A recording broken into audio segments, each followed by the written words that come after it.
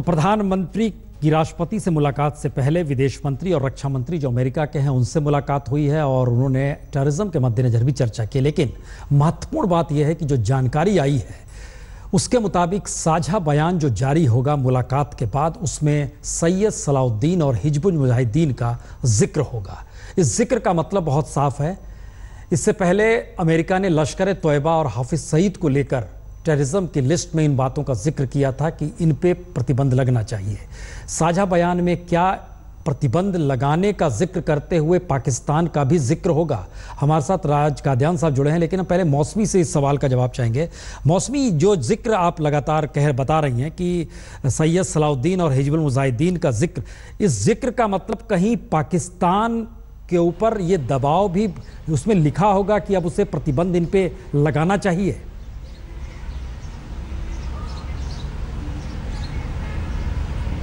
बिल्कुल, देखिए प्रसून, ये इसके मायने बहुत ज़्यादा हैं। हालांकि ये जिक्र हो सकता है कि हिजबुल मुजाहिदीन का हो या बुरहान वानी का हिजबुल कमांडर की पुष्टि करते हुए ये जिक्र हो, पर इसके मायने ये है कि कहीं ना कहीं पाकिस्तान के लिए एक झटका भी है, एक फटकार भी है। और अफगानिस्तान से ना जोड़ते हुए इस पूरे मसले को अमेरिका कहीं ना कहीं भारत, कश्मीर और पाकिस्तान के बीच ला रहा है। यानी कि अपने आप में ये पाकिस्तान को इशारा है कि कश्मीर में वो अपने नापाक मंसूबों को दूर रखे। ये एक फटकार पाकिस्तान के लिए इसलिए भी है क्योंकि लगातार कश्मीर मसले पर अमेरिका ये कहता आया है। ट्रंप प्रशासन जब सत्ता में आया, एक मिनट, हमारे साथ राज कादियान साहब, एक मिनट मौसमी, हमें लगता है कि इसकी महत्ता को थोड़ा दूसरी दृष्टि से भी देखना चाहिए। राज कादियान साहब, हिजबुल मुजाहिदीन कश्मीर से निकला हुआ संगठन है। सैयद सलाउद्दीन 1988 में कश्मीर में चुनाव लड़ रहे थे।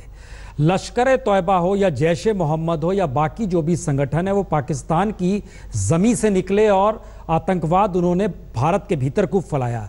अब जब हिजबुल मुजाहिदीन का जिक्र अगर होता है तो इसके मायने क्या है? सिर्फ यही मायने है कि पाकिस्तान ने उन आतंकवादियों को पनाह देकर कश्मीर घाटी में हिंसा शुरू की है, आतंकवादी हिंसा, या इसके मतलब यह है कि कश्मीर घाटी के भीतर जो कुछ भी हो रहा है अब घाटी में मौजूद अलगाववादी हो या वहां के युवा जो हैं वो अब आतंकवादियों की श्रेणी में आएंगे?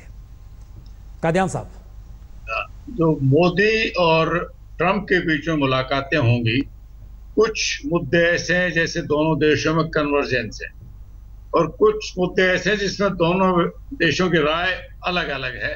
तो हमें जो पहले वाले मुद्दे हैं कन्वर्जेंस, उन पर ज्यादा जोर लगाना चाहिए और उनमें सबसे पहला मुद्दा है टेररिज्म का। आजकल पूरी दुनिया को आतंकवाद का, हमारे पास विदेश विभाग का जो प्रेस स्टेटमेंट है वो भी आ गया। एक मिनट कादियान साहब, हम आपको रोक रहे हैं। पदमजा, क्या जानकारी है उसमें? जी, सीधे आपको दिखाते हैं कि यूएस स्टेट डिपार्टमेंट की वेबसाइट पे प्रसून जी ये उनका नोटिफिकेशन आ गया है। कुछ ही देर पहले ये नोटिफिकेशन वेबसाइट पे आया था। यहाँ साफ लिखा हुआ है Prasoon ji, department of state designates Mohammad Yusuf Shah also known as Syed Salahuddin as a specially designated global terrorist. यानी कि यूएस स्टेट डिपार्टमेंट ने साफ साफ सैयद सलाउद्दीन को अब एक ग्लोबल टेररिस्ट यानी कि अंतरराष्ट्रीय आतंकवादी करार दिया है। और इसके अंतर्गत जो भी उनकी प्रॉपर्टीज हैं जो कि उन इलाकों में है जिसके ऊपर यूनाइटेड स्टेट्स का जुरिस्डिक्शन है, उनको जब्त कर लिया जाएगा और किसी भी कोई भी यूएस नेशनल कोई भी तरीके का ट्रांजैक्शन नहीं होगा। यूएस नेशनल्स जो भी हैं वो सैयद सलाउद्दीन के साथ किसी भी तरह के ट्रांजैक्शन नहीं कर सकते हैं। ये एग्जीक्यूटिव ऑर्डर प्रसून जी निकाला गया है सेक्शन 1B के तहत। और सबसे बड़ी खबर यह है कि हिजबुल मुजाहिदीन का जो कमांडर बुरहान वानी, जिसको पिछले साल इंडियन आर्मी ने मारा था, उसको नवाज शरीफ ने हर अंतर्राष्ट्रीय प्लेटफॉर्म पे एक यंग हीरो बोला था। उसी के आका जो सैयद सलाउद्दीन है, हिजबुल मुजाहिदीन के जो आका हैं, उनको अब अमेरिका ने एक अंतर्राष्ट्रीय टेररिस्ट आज घोषित कर दिया है अपने एग्जीक्यूटिव ऑर्डर में। और ये आप देख सकते हैं साफ, जो एक पहला पैराग्राफ है यहां पर साफ साफ लिखा है, Mohammad Yusuf Shah also known as Syed Salahuddin is a specially designated global terrorist. तो बहुत भारी धक्का लगा है वॉशिंगटन में आज पाकिस्तान को। पदमजा, एक चीज बड़ी महत्वपूर्ण है जिस बात का आपने अभी जिक्र किया, चूंकि सैयद सलाउद्दीन कश्मीर का रहने वाला है और उसके बाद आतंकवाद जब 1989 में शुरू हुआ तो उसके बाद वो पाकिस्तान शिफ्ट कर गया।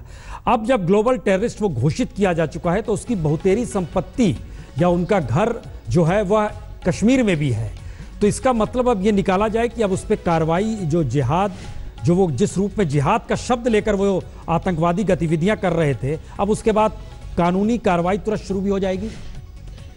जी हाँ, बिल्कुल ये माना जा सकता है कि अब के बाद जो पूरी संपत्ति है सैयद सलाउद्दीन की, खास तौर पर जो कश्मीर है, उसके खिलाफ कार्रवाई जल्द ही शुरू हो सकती है। आपको याद होगा प्रसून जी, आज भी सैयद सलाउद्दीन ने, क्योंकि 1 साल होने वाला है बुरहान वानी के एनकाउंटर को, उन्होंने बोला था कि हम शटडाउन कॉल दे रहे हैं बुरहान वानी के एनकाउंटर को प्रोटेस्ट करने के लिए। और आज ये स्टेटमेंट आया है यूएस स्टेट डिपार्टमेंट से, जिसका मतलब है कि जहां जहां सैयद सलाउद्दीन की प्रॉपर्टीज होंगी उसके खिलाफ जल्द ही कार्रवाई शुरू हो सकती है। थोड़ा सा और भी अपने व्यूअर्स को बता दें, यहां पे लिखा हुआ है, डिस्क्राइब भी किया गया है, जो सीनियर लीडर हैं हिजबुल मुजाहिदीन के, सितंबर 2016 Salahuddin vowed to block any peaceful resolution to the Kashmir conflict. तो यहां पे कश्मीर का भी जिक्र किया गया है इस नोटिफिकेशन में, जहां लिखा है कि उन्होंने 2016 में बोला था कि किसी भी तरीके से कश्मीर की जो प्रॉब्लम है उसको हम पीसफुली रिजॉल्व नहीं होने देंगे। Had threatened to train more Kashmiri suicide bombers and vowed to turn the Kashmir valley into a graveyard for Indian forces under Salahuddin's tenure as senior HM leader.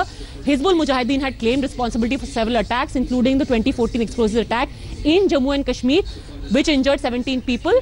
Today's action notifies the US public and international community that Salahuddin has committed or poses a significant risk of committing acts of terrorism. तो कश्मीर में जो आतंकवाद सैयद सलाउद्दीन और उसके हिजबुल मुजाहिदीन ने फैलाया है, उसके चलते आज उसको ग्लोबल टेररिस्ट करार दिया गया है। तो ना सिर्फ ये रिकग्नाइज किया है इस नोटिफिकेशन ने कि सैयद सलाउद्दीन एक आतंकवादी है, पर यह भी रिकग्नाइज किया है कि पाकिस्तान में बैठा यह आतंकवादी कश्मीर में ये सारी घटनाएं करा रहा है। प्रसून जी। ओके, कादयान साहब, अब सवाल यह है कि अगर पाकिस्तान के प्रधानमंत्री नवाज शरीफ अगर अभी तक हिजबुल मुजाहिदीन की ओट लेकर बुरहान वानी का जिक्र करके कश्मीरियों को जिहादी बताते हुए आज़ादी की लड़ाई से जोड़ने तक का शब्द का इस्तेमाल पाकिस्तान की पार्लियामेंट तक में अगर करते हैं और यूनाइटेड नेशन में करते हैं, और अब अमेरिका का भी अगर ये रुख है कि वो टेररिस्ट हैं, ग्लोबल टेररिस्ट हैं, तो क्या ये अब इसके आगे की कड़ी भारत जो लगातार कह रहा है कि आप पाकिस्तान पे प्रतिबंध लगाइए, उस दिशा में जा सकते हैं या नहीं? ये सबसे पहले तो आज जो ये डेवलपमेंट हुई है ये बड़ी अच्छी खबर है, और भारत की टीम जिन्होंने ये केस तैयार किया था सलाउद्दीन के खिलाफ, जिसमें प्रधानमंत्री भी शामिल है, वो बधाई के पात्र हैं। लेकिन मेरा मानना है जब भी किसी आतंकवादी संस्था पर कोई अंकुश लगता है तो अपना नाम बदल के दोबारा फिर आ जाते हैं। ये भी ऐसा ही करेंगे। एक सलाउद्दीन को अंतर्राष्ट्रीय आतंकवादी घोषित करके काम नहीं बनेगा। ये तालाब की मछलियां हैं, तालाब तो पाकिस्तान है। नवाज शरीफ को आप कितना एम्बैरेस करें, पाकिस्तान की नीति पाकिस्तान की फौज चलाती है। मेरा खुद मानना है कि नवाज शरीफ आतंकवाद से शायद जुड़े हुए नहीं हैं, लेकिन वो बेबस है, वो पावर में है, कंट्रोल में नहीं है। और पाकिस्तान पर अंकुश मैं नहीं समझता अमेरिका लगाएगा, क्योंकि अमेरिका के भारत के साथ जो रिश्ते हैं वो इस बात पर दारोमदार नहीं हो सकते कि उनके पाकिस्तान के रिश्ते भी बदले जाएं। उनको पाकिस्तान की जरूरत है। अफगानिस्तान में जो भी उनके फोर्सेस हैं, उनकी लॉजिस्टिक्स पाकिस्तान के लैंड के थ्रू जाती हैं और वो पाकिस्तान से उनकी सेफ्टी चाहते हैं। तो जब तक वो बात लागू रहेगी, मैं नहीं समझता कि अमेरिका पाकिस्तान के खिलाफ एज ए कंट्री कोई ऐसा सख्त कदम उठाएगा जो हम चाहते हैं कि उठाया जाए। सारी दुनिया जानती है कि आतंकवाद की पैदाइश पाकिस्तान की धरती पर होती है। उनको पाला पोसा जाता है, उनको हथियार, पैसा, मोटिवेशन, ट्रेनिंग सारा दे के भारत भेजा जाता है। एलईटी के रोज अटैक हो रहे हैं, तो इसमें किसी को शक नहीं था। लेकिन ये रिकग्निशन जो सलाउद्दीन की है बड़ी अच्छी बात है। प्रधानमंत्री जो पाकिस्तान के, उनको भी एम्बैरेसमेंट है, लेकिन एम्बैरेसमेंट एक तरफ है, कोई कारगर कदम अमेरिका उठाएगा या नहीं, मैं नहीं मानता वो कोई पाकिस्तान के खिलाफ एज ए कंट्री कोई कदम उठाए। जी मौसमी, कोई इंडिकेशन है टेररिज्म के साथ पाकिस्तान का नाम साझा बयान में जुड़े या इसका जिक्र हो, या अमेरिका के बाद?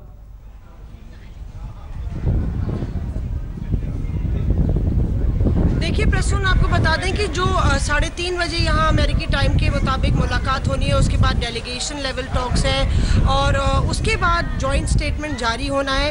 हालांकि जिस तरह से पहले ही अटकलें लगाई जा रही थी, लगातार ट्रम्प साहब ने भी ट्वीट किया कि स्ट्रैटेजिक इश्यूज पे कोऑपरेशन की उम्मीद है, तो कहीं ना कहीं पहले से ही कयासबाजी तेज थी कि आतंकवाद की तरफ एक बड़ा कदम उठाया जाएगा।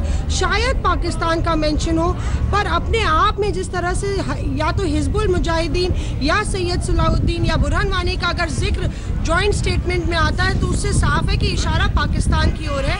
और आपको बता दें कि सैयद सलाउद्दीन जब 1989 में उन्होंने हिजबुल मुजाहिदीन ज्वाइन की थी तो लगातार ISI को उसका संरक्षण मिलता चला आया है। और सैयद सलाउद्दीन ने खुद 2012 में एक इंटरव्यू में ये माना था कि पाकिस्तान का ISI लगातार हिजबुल मुजाहिदीन को फंड कर रहा है। तो कहीं ना कहीं भारत ने अमेरिका के पास सारे तथ्य रखे होंगे। जिस तरह से डिफेंस सेक्रेटरी ने भी आज सुबह मुलाकात की, यूनाइटेड स्टेट्स के डिफेंस सेक्रेटरी ने प्रधानमंत्री नरेंद्र मोदी से, वो भी मुलाकात काफ़ी क्रूशियल और अहम मानी जा रही है। और उसके बाद ही ये स्टेटमेंट आया है, ये खबर आई है। तो अपने आप में एक अलग कोऑपरेशन टेरर फ्रंट पे नज़र आ रहा है प्रसून यहाँ पे।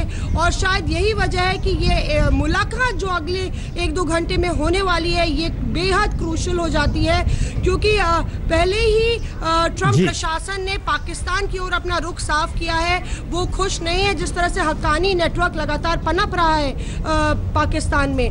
तो अफगानिस्तान को लेके भी काफ़ी परेशान है अमेरिका, जिस तरह से अफगानिस्तान में आतंकवाद बढ़ा है। तो कुल मिला के प्रसून एक उपलब्धि भारत के लिए अगर हम कहें, हिजबुल मुजाहिदीन या सैयद सलाउद्दीन का जिक्र अपने आप में ही एक बड़ी बात होगी और एक नया रास्ता कायम करने की कोशिश है अमेरिका और भारत द्वारा एक साझा योगदान और साझा कोऑपरेशन आतंकवाद के फ्रंट पे।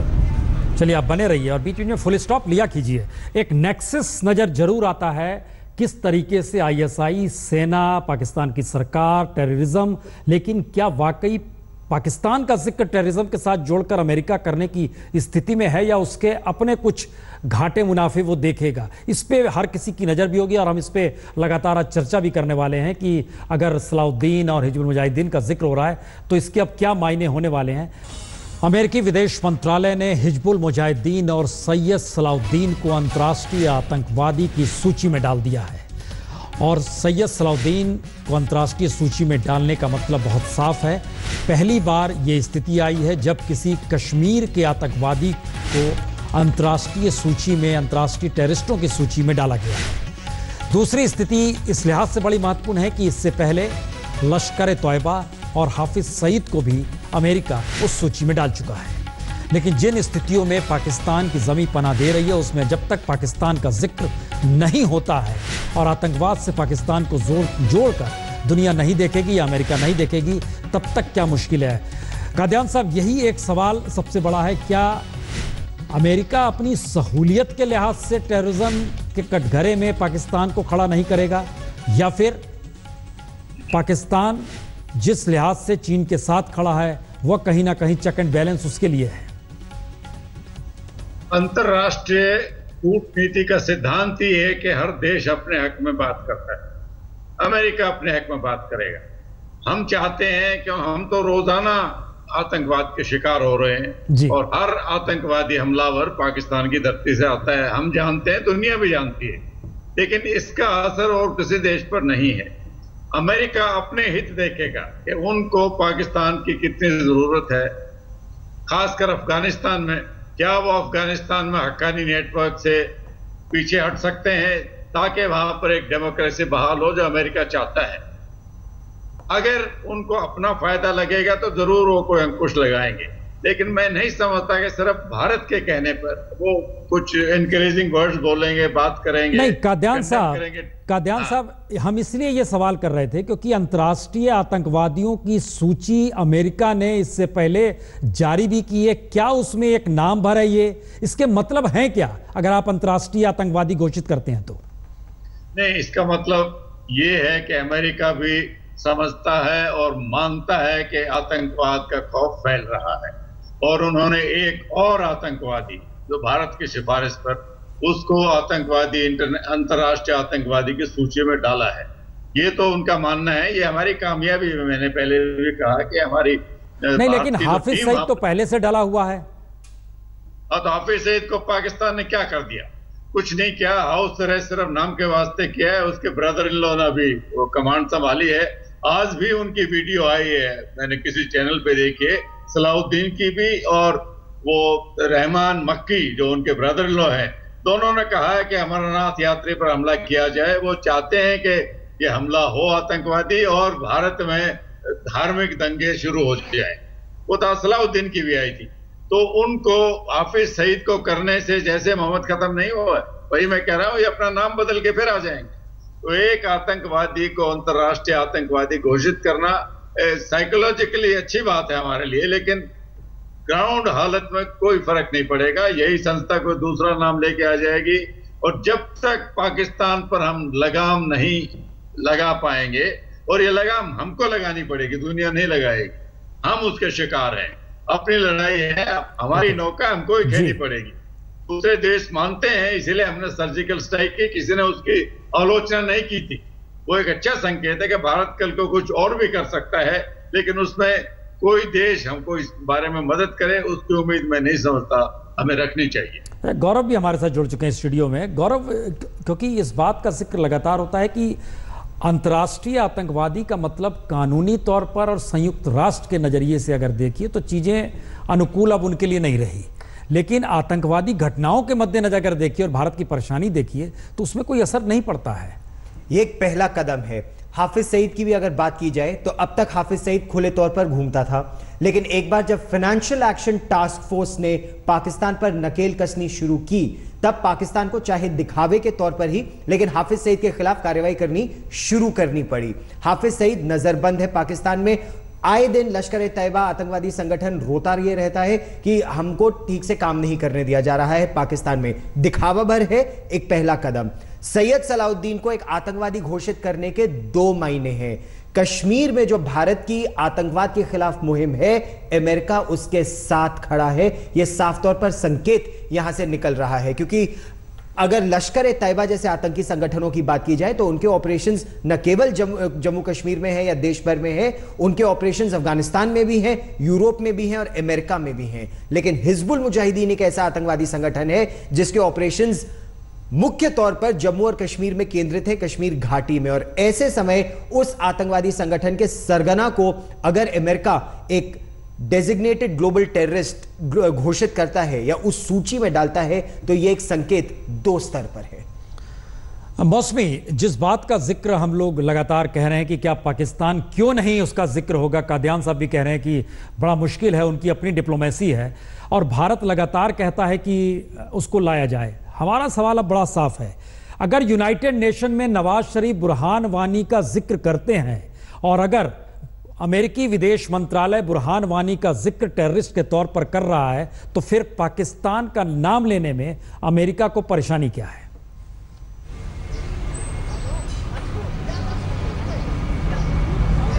ये सवाल प्रसून इसलिए भी बेहद जायज़ हो जाता है क्योंकि लगातार अगर आप देखें तो पाकिस्तान और अमेरिका की साझेदारी रही है। लगातार बिलियन डॉलर्स की एड जो है अमेरिका पाकिस्तान को देते आया है और गैर नेटो साझेदारी में वो उसको एक दर्जा मिला हुआ है, जिसका मतलब ये है कि मिलिट्री कोऑपरेशन में जितनी भी डिफेंस इक्विपमेंट्स हैं, इंफ्रास्ट्रक्चर है, उसमें प्राथमिकता पाकिस्तान को अमेरिका देता है। और वो इसलिए है क्योंकि 9/11 के बाद अलकायदा के खिलाफ अपनी जंग को जीतने के लिए अमेरिका ने सहारा लिया था पाकिस्तान का, और उसके एवज में लाखों करोड़ों की मदद पाकिस्तान को मुहैया कराई गई।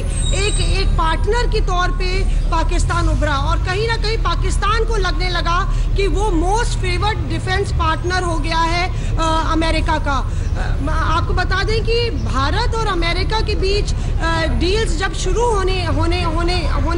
शुरू हुई हैं तो वो मनमोहन सिंह के कार्यकाल के दौरान हुई, और अभी हाल ही में दिसंबर में लेमोआ अग्रीमेंट साइन हुई थी मोदी और बराक ओबामा के प्रशासन के बीच में, जो कि दूसरी एग्रीमेंट है अमेरिका और किसी भी देश के बीच, अगर वो वाकई में डिफेंस पार्टनर बनना चाहता है अमेरिका का। मगर पाकिस्तान इस लेवल पे इस हद तक नज़दीक है, जहाँ तक अमेरिका की बात करें, सामरिक रिश्तों की बात करें, वो बेहद नज़दीक है। और वो इसलिए भी है क्योंकि जियो पॉलिटिकल एडवांटेज है पाकिस्तान को। अमेरिका को अपनी लड़ाई लड़नी है अफगानिस्तान में, और उसके लिए उसको पाकिस्तान की मदद चाहिए थी। लेकिन धीरे धीरे होता ये गया कि पाकिस्तान हाथ पे हाथ धरे बैठा रहा। अमेरिका उसको मदद कर रहा था कि आप आतंकियों के खिलाफ लड़ाई लड़िए और हमसे इसके लिए फंडिंग लीजिए। लेकिन पाकिस्तान, जो अभी आंतरिक रिपोर्ट भी आई है यहाँ पे ट्रंप प्रशासन की, उसमें भी ये साफ है कि पाकिस्तान ने एक तरह से हुडविंग किया अमेरिका को, और जहाँ तक हकानी नेटवर्क है या कोई भी आतंकी संगठन है उनके खिलाफ कार्रवाई नहीं की। ये दिलचस्प बात है कि ये अमेरिका का इंटरेस्ट सिर्फ अफगानिस्तान को लेके था, सिर्फ अफगानिस्तान में जो आतंकी संगठन सक्रिय हैं उनको लेके था, अलकायदा के साथ लड़ाई थी, उसको भारत की जितनी समस्याएं थी उसको लेके चिंता नहीं थी। और यही वजह है कि लगातार दोनों के बीच जो है, पाकिस्तान और अमेरिका के बीच जो रिश्ते हैं वो काफ़ी मजबूत होते गए। इसके बावजूद कि भारत बार बार ये दुहाई देते रहा कि आतंकवाद को बढ़ावा उसकी सरजमी पे उसका पड़ोसी देश पाकिस्तान दे रहा है, जिसको डायरेक्ट मदद अमेरिका दे रहा है। अभी मौजूदा तौर पे जो नीति में बदलाव आया, तो MEA ने भी ये खुले तौर पे बोला कि पाकिस्तान को जो मिलिट्री एड मिल रही है प्रसून, कहीं ना कहीं उसका इस्तेमाल भारत में अशांति फैलाने के लिए हो रहा है। ये अपने आप में एक कॉन्फिडेंस जो नजर आया मोदी प्रशासन में ट्रंप के आने के बाद, वो बहुत महत्वपूर्ण था। कहीं संकेत पहले से आ रहे थे कि पाकिस्तान की मुश्किलें बढ़ने वाली हैं, पर देखना ये होगा, दिलचस्प बात ये होगी कि क्या वाकई में अमेरिका इस हद तक जाता है कि वो बोले कि सरहद पार से जो आतंकवाद हो रहा है कश्मीर में या भारत में, वो पाकिस्तान बंद करे। मुझे नहीं लगता कि शायद पाकिस्तान का जिक्र जॉइंट स्टेटमेंट में आने वाला है, और वो वाकई में एक मील का पत्थर होता, क्योंकि मौसमी हम लोग सवाल जवाब करें तो बेहतर रहेगा। भारत और अमेरिका के बीच एक नया लेवल का ओके चूंकि अफगानिस्तान को लेके अमेरिका रिव्यू भी कर रहा है, और उसमें भी ये रिपोर्ट सामने आ रही है कि उसमें स्ट्रेटेजिकली पाकिस्तान को उसकी ज़रूरत है, भारत साथी है, और संयोग से जब प्राइम मिनिस्टर मोदी अमेरिका में है उसी वक्त अफगानिस्तान को लेकर रिव्यू हो रहा है। ये भी एक है। लेकिन हमारे साथ हमजा भी जुड़ चुके हैं, हमजा इस्लामाबाद से हमारे साथ जुड़े हैं। हमजा, जो जानकारी आई और खुले तौर पर अब आ गई कि अमेरिकी विदेश मंत्रालय ने हिजबुल मुजाहिदीन और सैयद सलाउद्दीन को अंतर्राष्ट्रीय टेररिज्म की कैटेगरी में रख दिया है, अब इसके बाद पाकिस्तान क्या करेगा? देखिए, हिजबुल मुजाहिदीन ऑलरेडी पाकिस्तान की बैंड टेरर आउटफिट्स की लिस्ट में मौजूद है, आज से नहीं पिछले 3 साल से। और उसकी यहाँ पे एक्टिविटीज जो हैं उसको अंडर मॉनिटरिंग रखा जाता है उसको, क्योंकि वो बैंड आउटफिट है तो उसको अलाउ नहीं किया जाता। हाँ, सैयद सलाउद्दीन पाकिस्तान में मूव करते हैं, लेकिन सैयद सलाउद्दीन के भी जो मूवमेंट है वो जमातुद दावा के साथ साथ होती है कहीं ना कहीं, उसके अलावा वो किसी पॉलिटिकल गैदरिंग वगैरह में या किसी भी और गैदरिंग में नजर नहीं आते। तो अब जब ये बैन लगा है तो ये प्रेशर पाकिस्तान के ऊपर आएगा कि सैयद सलाउद्दीन को जो है वो उसको टैकल किस तरह से किया जाएगा, वो पाकिस्तान के ऊपर एक क्वेश्चन मार्क बनेगा। अदरवाइज हिजबुल मुजाहिदीन के ऊपर अगर उन्होंने बैन लगा दिया या उसको ग्लोबल टेरर आउटफिट डिक्लेयर कर दिया है तो पाकिस्तान को ऑफिशियल ग्राउंड्स के ऊपर इतना डैमेज नहीं करेगा। इससे जुड़ा हुआ एक सवाल है, इससे पहले जब हाफिज सईद को अंतर्राष्ट्रीय टेररिस्ट की कैटेगरी में अमेरिका ने रखा था, तब क्या किया था पाकिस्तान ने? देखिए, जब उस वक्त भी किया गया था तो उस वक्त एक कोई केस चल रहा था मुंबई टेरर अटैक का पाकिस्तानी कोर्ट्स के अंदर। पाकिस्तान ने अपने आप को उसी तरह से सेफगार्ड किया था, ये कह के कि कोर्ट डिसाइड करेगा कि उसको अगर वो कल्प्रिट है तो उसको सजा दी जाएगी, और कोर्ट्स ने उसको क्लीन चिट दे दी थी, तो उसको वो फ्री चिट मिल गई थी और वो उसके बाद से वो मूवमेंट कर रहा था। अभी भी यूएस प्रेशर ही है जिसकी वजह से उनको हाउस अरेस्ट में डाला हुआ है, लेकिन पाकिस्तान की पोजीशन हाउस अरेस्ट के ऊपर भी बहुत कमजोर है गवर्नमेंट की। इसी वजह से जो अगला हेयरिंग के ऊपर एक्सपेक्टेड यही है कि हाफिज सईद को दोबारा से क्लीन चिट मिल जाएगी और उनका हाउस अरेस्ट भी खत्म कर दिया जाएगा। हम लोग सवाल जवाब ब्रेक के बाद करेंगे, लेकिन 2-3 सवाल वाकई निकल कर आ गए हैं कि इस अंतर्राष्ट्रीय सूची में डालने का मतलब टेररिस्ट की गतिविधियों का रुकना नहीं होता है। पाकिस्तान को जब तक कटघरे में नहीं खड़ा कीजिएगा तब तक आप अपनी सहूलियत देख रहे हैं। और तीसरी स्थिति अच्छी ये है कि कम से कम कश्मीर में जो हो रहा है वो पहली बार कश्मीर के किसी ऑर्गेनाइजेशन को अंतर्राष्ट्रीय टेररिस्ट की कैटेगरी में डाला गया। बड़ा सवाल, पाकिस्तान आगे क्या कार्रवाई करेगा? दूसरा बड़ा सवाल, अमेरिका अगर अंतर्राष्ट्रीय कैटेगरी में किसी टेररिस्ट को डाल रहा है तो उसका असर क्या होगा? और तीसरा बड़ा सवाल, भारत के सामने सबसे बड़ी मुश्किल यह है कि पाकिस्तान की जमीन से अगर कश्मीर घाटी में लगातार अगर आतंकी हिंसा हो रही है और अंतर्राष्ट्रीय मंच पर भारत इन सवालों को उठा रहा है, फिर भी अगर पाकिस्तान को उस कटघरे में खड़ा नहीं किया जा रहा है तो फिर उसके मतलब क्या होंगे? जिस बात का जिक्र गौरव हम करना चाह रहे हैं उसमें अब भारत के लिए ये कितनी बड़ी उपलब्धि है और भारत की अब आगे की स्ट्रेटजी क्या होगी? देखिए, भारत तो लगातार ये प्रयास कर रहा है कि पाकिस्तान की तरफ से जो आतंकवाद आ रहा है उस पर अंकुश लगे, चाहे वो सैयद सलाउद्दीन हो, चाहे वो जैश ए मोहम्मद का मौलाना मसूद अजहर हो या हाफिज सईद हो। मौलाना मसूद अजहर इस तिकड़ी में अभी भी अलग है। भारत का प्रयास यही है, चीन जिसमें अड़चन रोड़े डाले बैठा है कि मौलाना मसूद अजहर के खिलाफ भी कार्रवाई हो। इस पर पाकिस्तान पर न केवल अमेरिका की तरफ से बल्कि अंतरराष्ट्रीय दबाव बनेगा। और केवल यूएन के दबाव से पाकिस्तान नहीं बौखलाया था। पाकिस्तान ने कार्रवाई की जब फाइनेंशियल एक्शन टास्क फोर्स ने कहा कि पाकिस्तान को उस सूची में डाल दिया जाएगा फाइनेंशियल ट्रांजैक्शन जो अगर वो आतंकवादियों के खिलाफ कार्रवाई ना करे। अब यही मुहिम होगी हिजबुल मुजाहिदीन जैसे आतंकवादी संगठन के लिए, जैश ए मोहम्मद जैसे आतंकवादी संगठन के लिए, दाऊद इब्राहिम जैसे आतंकवादी के लिए। तो भारत की तरफ से निरंतर यही प्रयास चल रहा है। इसमें एक मदद जो मिलेगी आने वाले समय में वो मिलेगी अफगानिस्तान में। जनरल मैटिस इस समय रक्षा मंत्री मैटिस इस समय पूरा रिव्यू कर रहे हैं अफगानिस्तान में की सिक्योरिटी का। 5000 और अमेरिकी सैनिक वहां भेजे जाएंगे। अफगानिस्तान भी कह रहा है कि जो पूरा अफगानिस्तान में आतंकवाद आ रहा है वो पाकिस्तान की तरफ से आ रहा है। यही बात जनरल निकलसन कह चुके हैं जो रेजोल्यूट फोर्स के कमांडर है, नेटो फोर्सेस के कमांडर है अफगानिस्तान में। तो एक 3 तरफ से यह दबाव है पाकिस्तान के ऊपर। इससे पहले पाकिस्तान ऐसा दबाव झेल चुका है, वो निकल चुका है। जो आपने बिल्कुल सही कहा, वो स्ट्रेटेजिक एडवांटेज उसके पास है कि जितनी रसद सामग्री जानी है वो कराची और ग्वादर के पोर्ट से ही अमेरिकी सेना के लिए जानी है अफगानिस्तान में। जब तक उसका उपाय नहीं मिलेगा पाकिस्तान ये दो मुंहापन दिखाता रहेगा। हम इस कंट्रडिक्शन को भी समझना चाहते हैं क्योंकि आज ही ईरान के धार्मिक नेता ने इस बात का जिक्र कर दिया, खुमैनी ने, कि कश्मीर में जो हो रहा है उसमें मुस्लिम समुदाय, अंतर्राष्ट्रीय मुस्लिम समुदाय को साथ देना चाहिए क्योंकि प्राइम मिनिस्टर मोदी इस वक्त अमेरिका में है। अमेरिका ईरान को टेररिस्ट कंट्री मान रहा है और आज ही सुप्रीम कोर्ट का अभी कुछ देर पहले डिसीजन भी आ गया जिसमें 6 देशों पर प्रतिबंध लगाया गया था, ट्रंप ने लगाया था, उस पर ठप्पा भी लग गया। सवाल यह है कि इस पूरे इलाके की अगर परिस्थितियां देखें हम तो सबसे ज़्यादा फायदा पाकिस्तान को मिलता है, चीन के जरिए हो या उधर अरब वर्ल्ड के जरिए हो या अमेरिका उसका नाम ना ले या अफगानिस्तान की वजह से उस वजह से हो। तो ऐसे में भारत के सामने मुश्किल क्या है? फिर भारत के सामने चुनौती यही है कि यह सच्चाई दुनिया के सामने उजागर हो और यह सच्चाई न केवल भारत बल्कि अफगानिस्तान भी उजागर कर रहा है। ईरान की बात आपने की तो एक धार्मिक नेता ने तो ऐसा कहा, लेकिन अफगानिस्तान के राष्ट्रपति क्या कह चुके हैं वो भी अहम है कि जो ईरान में आतंकवाद फैला रहा है वो भी पाकिस्तान है। तो अंतर्द्वंद इस समय वही हमारा है। बिल्कुल, ये अंतर्द्वंद इस समय काफी है। चीन पाकिस्तान की हर संभव मदद भी करता है और चीन पाकिस्तान से आने वाले लोगों पर अंकुश भी लगाता है और चीन के ही नागरिकों को पाकिस्तान में आतंकवादी मार भी देते हैं।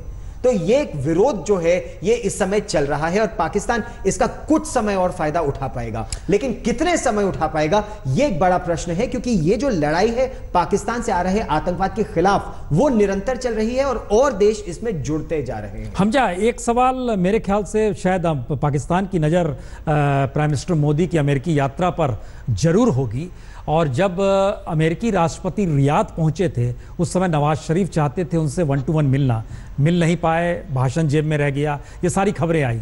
सवाल ये है कि क्या मौजूदा वक्त में अमेरिका में राजनीतिक तौर पर या सैनिक तौर पर या ISI जो हम लोग समझते हैं वह भी एक पावर सेंटर मानते हैं, क्या हलचल है या क्या उसको किस रूप में देखा जा रहा है, खासतौर से कुछ घंटों बाद जब मुलाकात होनी है तब? देखिए, पाकिस्तान में कंसर्न्स तो बहुत ज़्यादा हैं। वो इसलिए क्योंकि पाकिस्तान और अमेरिका के ताल्लुकात हमेशा से एक नॉन ट्रस्टेबल एलाय के रहे हैं। अमेरिका ने कभी पाकिस्तान के ऊपर इतना रिलाई नहीं किया, क्योंकि पाकिस्तान के ऊपर सवाल लगा रहा हक्कानी नेटवर्क के अगेंस्ट ऑपरेट ना करने का। अमेरिका पाकिस्तान में ड्रोन अटैक्स करता रहा, तो हमेशा से ताल्लुकात ख़राब रहे हैं। लेकिन अब जब ये मीटिंग होने जा रही है तो पाकिस्तान की इसके ऊपर नज़र ज़रूर है, क्योंकि इसलिए नहीं कि मोदी और ट्रंप की मीटिंग हो रही है और उसके ऊपर पाकिस्तान के खिलाफ कोई डिसीजन आ जाएगा, लेकिन अमेरिका जो जिस पोजीशन के ऊपर जा रहा है पाकिस्तान के खिलाफ, वो और जस्टिफाई होने जा रही है मोदी की जो है मीटिंग के साथ, क्योंकि इंडिया ने भी जो है वो पाकिस्तान के खिलाफ कंसर्न्स अमेरिका से शेयर करने हैं। लेकिन आगे जो एनालिस्ट यहाँ पे कहते हैं, एक्सपर्ट्स कहते हैं, वो ये कि अमेरिका बहरहाल एक इंटरेस्ट बेस्ड रिलेशनशिप के ऊपर बिलीव करता है और उसी के ऊपर ही चलता है। और अब ये जो इस्लामिक स्टेट के खिलाफ जो ऑपरेशन ग्लोबल चल रहा है उसके फुटप्रिंट्स जो हैं वो पाकिस्तान में भी नजर आए हैं। रिसेंटली जब चाइनीज एब्डक्ट हुए थे और पाकिस्तान ने ऑपरेशन किए, इस्लामिक स्टेट ने बॉम्बिंग भी क्लेम की, तो उसके तनाज़ुर में लेके और चाइना पाकिस्तान इकोनॉमिक कॉरिडोर को टैकल करने के लिए पाकिस्तान की बहरहाल ज़रूरत है। लेकिन किस हद तक अमेरिका इस चीज़ को स्ट्रिंजेंटली ले सकता है, क्या पोजीशन वो लेगा, उसका अपना इंटरेस्ट इसमें है। अफगानिस्तान में अमेरिकन फोर्सेस बैठी हुई हैं और उनकी सेफगार्ड करने के लिए पाकिस्तान की बहुत सख्त ज़रूरत है। इसी वजह से शायद अमेरिका वो स्ट्रॉन्ग पोजीशन के ऊपर पाकिस्तान के खिलाफ ना आए, एक्सपर्ट्स का ही मानना है पाकिस्तान। तो क्या लगता है पाकिस्तान को कि हक्कानी नेटवर्क के बाद कश्मीर में जो टेररिज्म है, अगर उस दिशा में अमेरिका भारत के साथ अब खड़ा है तो ये पाकिस्तान के लिए मुश्किल है? देखिए, मुश्किल तो है, लेकिन इसके अंदर दो चीज़ें हैं। एक तो ये कि हिजबुल मुजाहिदीन और लश्कर तैयबा, उनकी दोनों की पोजीशन कहाँ पे है? क्या पाकिस्तानी कश्मीर के अंदर मौजूद है, ऑफिशियली डिक्लेयर्ड है? नहीं है। उनकी दोनों की पोजीशन जो हैं वो वैली के अंदर, कश्मीर वैली के अंदर मौजूद है। तो पाकिस्तान उससे हमेशा से जो है वो दूर हट सकता है। दूसरी बात, पाकिस्तान अपने ऑफिशियल ग्राउंड से भी ये जस्टिफाई कर सकता है कि हमने पिछले सालों से जो है इन दोनों ऑर्गेनाइजेशंस को बैंड आउटफिट के अंदर रखा हुआ है। हाँ, सैयद सलाउद्दीन के खिलाफ ऑपरेशन या उसके खिलाफ कोई इंटेलिजेंस शेयरिंग चाहिए तो वो पाकिस्तान सपोर्ट ऑफर कर सकता है। वो भी पाकिस्तान उसके अंदर अपनी पॉजिटिव और फ्रंट फुटिंग के ऊपर आ जाएगा, क्योंकि फिर स्टेक्स पाकिस्तान के हाथ में आ जाएंगे, चाहे वो अमेरिका के हों, चाहे वो इंडिया के हों, चाहे वो चैनलाइज हो रहे हों वाशिंगटन से पाकिस्तान की तरफ।